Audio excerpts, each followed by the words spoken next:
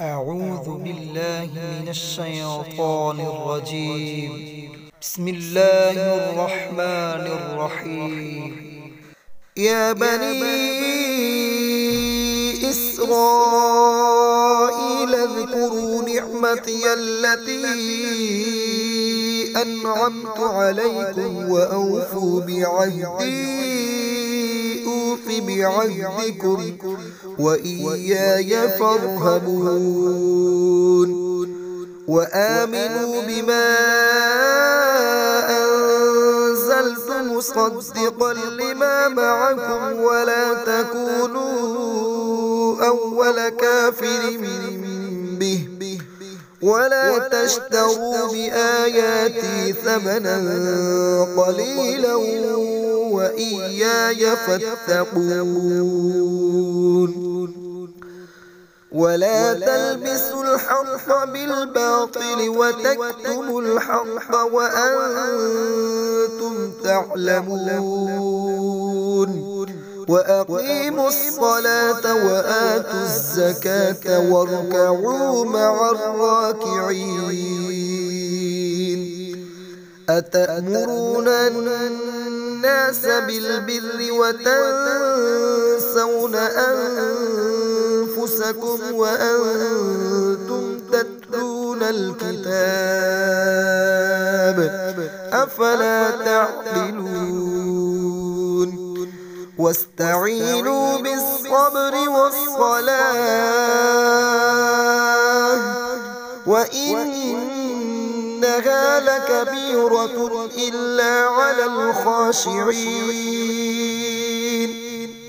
الذين يظنون أنهم ملاقو ربهم وأنهم إليه راجعون. يا بني إسرائيل اذكروا نعمتي التي أنعمت عليكم وأني فضلتكم على العالمين. واتقوا يوما لا تجزي نفس عن نفس شيئا ولا يقبل منها شفاعة ولا يؤخذ منها عدل ولا هم ينصرون. وإذ نجيناكم من آل فرعون يسومونكم سوء العذاب يذبحون أبناءكم ويستحيون نساءكم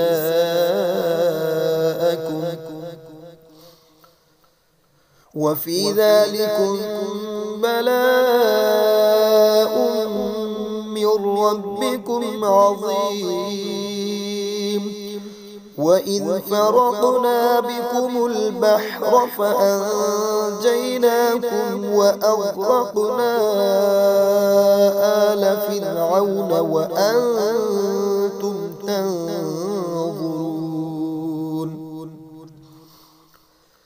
وإذ واعدنا موسى 40 ليلة ثم اتخذتم العجل من بعده وأنتم ظالمون. ثم عفونا عنكم من بعد ذلك لعلكم تشكرون. وإذ آتينا موسى الكتاب والفرقان لعلكم تهتدون. وإذ قال موسى لقومه يا قوم إنكم ظلمتم أنفسكم باتخاذكم العجل فتوبوا إلى بارئكم فاقتلوا أنفسكم أنفسكم ذلكم خير لكم عند بارئكم فتاب عليكم إنه هو التواب الرحيم وإذ قلتم يا موسى لن نؤمن لك حتى نرى الله جهرة فأخذتكم الصاعقة وأنتم تنظرون ثم بعثناكم من بعد موتكم لعلكم تشكرون وظللنا عليكم الغمام وأنزلنا عليكم المن والسلوى كلوا من طيبات ما رزقناكم وما ظلمونا ولكن كانوا أنفسهم يظلمون وإذ قلنا ادخلوا هذه القرية فكلوا منها حيث شئتم رغدا وادخلوا الباب سجدا وقولوا حطة نغفر لكم خطاياكم وسنزيد المحسنين فبدل الذين ظلموا قولا غير الذي قيل لهم فأنزلنا على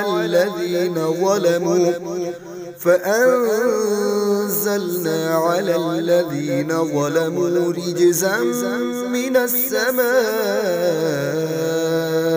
بما كانوا يفسقون